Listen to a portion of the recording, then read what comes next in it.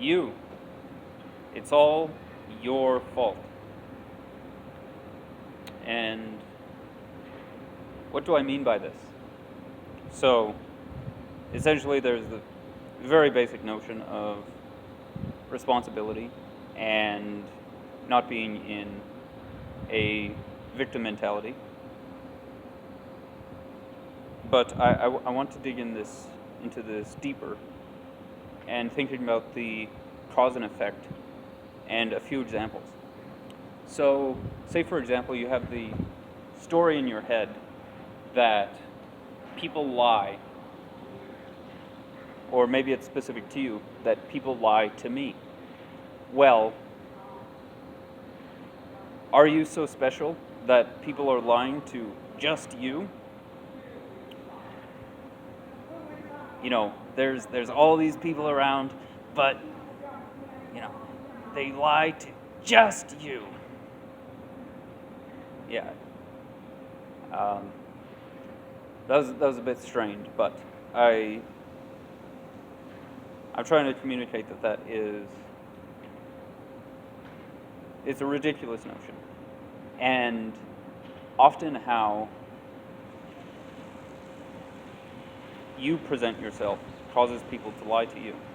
So another way of saying that people lie to you is that people are not honest around you. And furthermore, you are setting up the conditions such that it is difficult for people to be honest with you. And by that, I've taken the onus off the other person and put it right onto you. And so, what's an example of this? Say, whenever you're confronted, you get very, very defensive, very, very angry, and say someone brings up like a hard truth about yourself, and you get very defensive. Well, what behavior is that rewarding, and what behavior is that punishing? You are punishing honesty and rewarding deceit. So, if you're like that, why are you surprised when people lie to you? And honestly,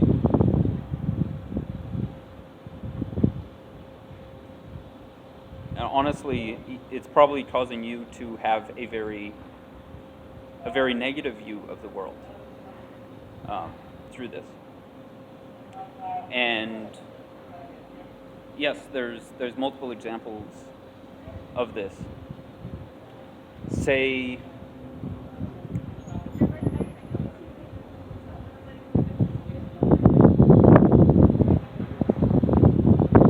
I'm thinking.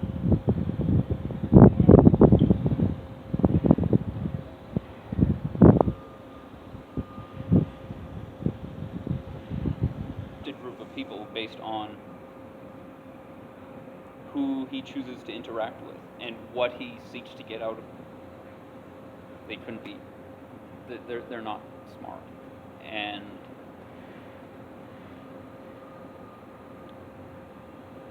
yeah. Anyways.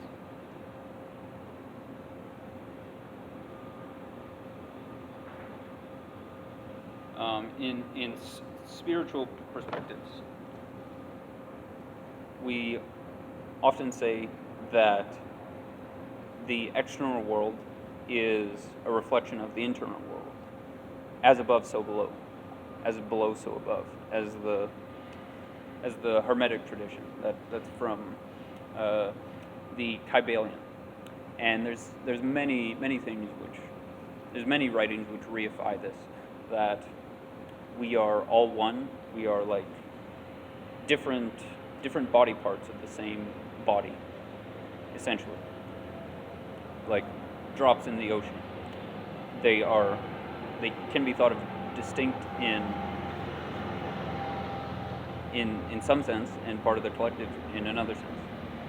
And both perspectives are accurate to some degree. And it's like there's this whole of being, and we are just we're just looking at it from different perspectives. And there's the other interesting thing that um, you are co-creating the universe in the sense, well, first in the trivial sense that you have inputs to the environment, and the environment has inputs to yourself. Um, and yes, if we think of things not from the sense of to banish the words deserve, um, earn, words like that are very moralistic, and essentially just thinking of things from cause and effect. So what what what actions do you do to get this certain effect? And look at back propagate from the effect that you see and examine the actions which actually cause that. And from then you can modify the causes to get a different effect, because the the laws are the same for everyone. There's there's there's nobody um, there's nobody for which basically exercising more and eating higher quality healthy food, for which that will not produce improvements in fitness. There's no one whose biology is so special, and you know that there is a wide variety of dietary conditions, and people can thrive on different diets, as varied as a vegan and carnivore. Those are like there's literally nothing these two have in common, but people seem to be able to do well. Not that these diets are optimal or anything. I think both are extreme, and you should avoid them. Um,